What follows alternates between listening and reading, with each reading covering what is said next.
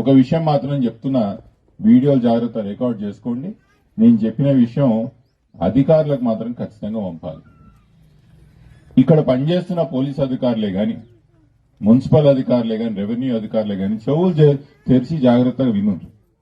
రాయన్న నియోజకవర్గంలో అధికారులు అందరూ కూడా చెప్తున్నా, నేను ప్రభుత్వం చెప్పింది మాకు పోలీసులను ఎంట పెట్టుకొచ్చి ఇట్లా హనుమాన్ నగర్ బస్తీలనే గాని మిగతా బస్తీలని అందరిని ఎలగొట్టి రోడ్డు మీద పడేసి మేము ఇదంతా సాఫ్ చేస్తామంటే ఒక విషయం మాత్రం యాద పెట్టుకోండి, వచ్చే ప్రభుత్వం మాదే ఉంటది. నేను ఇంకా 30 సంవత్సరాలు రాజకీయాలు కూడా చేస్తా. ప్రతి ఒక్క చిన్న అధికారి నుంచి తీసుకొని కలెక్టర్ వరకు ప్రతి ఒక్కరు యాద పెట్టుకుంటా. మీరు మా వాళ్ళ జోలికి వస్తే మాత్రం ఎవరిని కూడా ప్రశాంతంగా పనిచేయని ఏడా కూడా అని చెప్తున్నా. ఏడ కూడా ఎవరిని ప్రశాంతంగా పని చేయనియా నేను.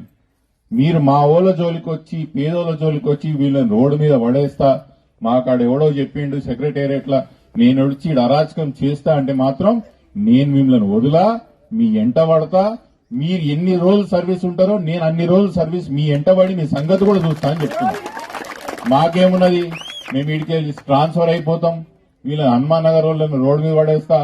మాకు వాళ్ళు ఎవరో చెప్పారు, పోలీస్ అధికారులే గాని మున్సిపల్ అధికారులే గాని మీరు హైదరాబాద్ లో పనిచేసినా, మహబూబ్నగర్ లో పనిచేసిన, ఆదిలాబాద్ లో పనిచేసినా కూడా మీ ఎంట పడతా అని చెప్తున్నా.